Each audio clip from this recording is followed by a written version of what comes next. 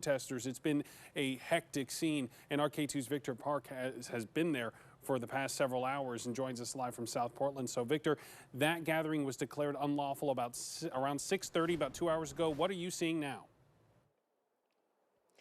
Well, Barry, the situation here is still very much tense. In fact, take a look and you're going to see those protesters over there in front of this ICE building.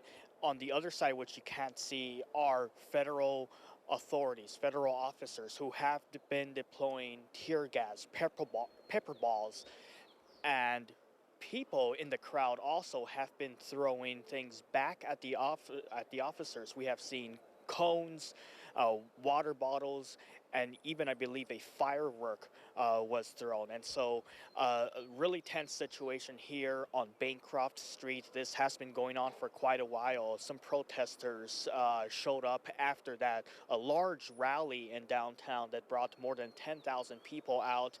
And then some of those came here, and then that is when eventually things escalated. And Portland police did declare this a riot.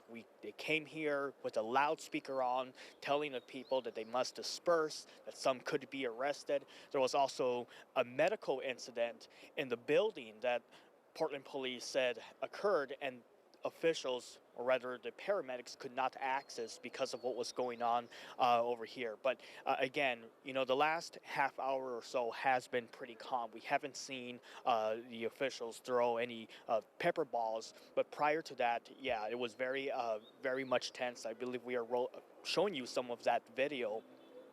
A lot of that smoke also blowing into the area, because you have to keep in mind also there is that waterfront around here. We were walking over there, we saw people just going out there about their day, and some runners also. And in that area, you could also smell the tear gas and the pepper balls that we have been smelling over here, and really making it difficult to breathe. And in the meantime, though, we've also seen Portland police present over here. We've seen their bike squad that was here earlier. They have since left, and we believe they are staging nearby. We also saw a swarm of Portland police officers with lights and sirens coming to the area and surrounding the other side of this, I believe on the north side of it. But back out here live, you could see a lot of those people, dozens of them, just out in front of the ICE building, chanting, making loud sounds, using some tree trunks and other things, other tools that they have brought. A lot of these people also came here pretty much prepared. They have gas masks on and other things that they have brought, water bottles, knowing that this may be very tense. And indeed, it has become very tense for a lot of these people. Again, we're out here monitoring this, and we'll give you the very latest in a few minutes. I'll send it back to you, Barry. All right, Victor Park, thank you for that. And as you mentioned, Victor, it was a very different story earlier today. Tens of thousands of people meeting on the Portland waterfront and peacefully marching through downtown and onto the east side across multiple bridges. Before tonight's breaking news, K2's Victor Park spoke with some of those demonstrators. Because there's a lot of people that are afraid to come out and do it. So we've got to come out and do it for them so that they can be free again in the free country.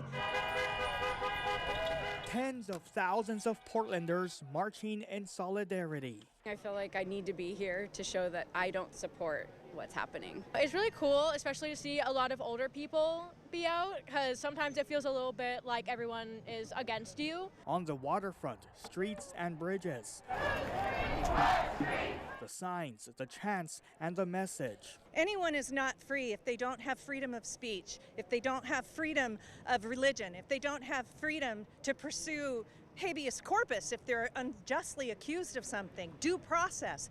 The No Kings protest is part of a movement happening in dozens of cities across the nation. It really encourages me, and hopefully it encourages everyone out there. It comes following a week of ICE raids, President Trump deploying thousands of military troops to the streets of Los Angeles, and the largest military parade since the end of the Gulf War, the Army's 250th anniversary falling on the same day as Donald Trump's birthday. Back in Portland, hope is still lingering. It just fills me with so much hope to see so many people out here, you know, protesting and showing what they believe. Victor Park reporting there. And as those No King's Day protests took place across the country, the U.S. Army held a military parade in Washington, D.C. to celebrate its 250th anniversary. You heard Victor mention this here. That parade included over 6,000 soldiers, 50 helicopters, and 60 battle tanks. The parade marched down Constitution Avenue at the National Mall. It also coincided with Flag Day and President Trump's birthday. We'll have an in-depth look at this event coming up in about 30 minutes. Stick with us. And we have all this information and much more online for you right now. You can catch up on the latest developments here in the Metro and nationwide at katu.com or by downloading the K2 News.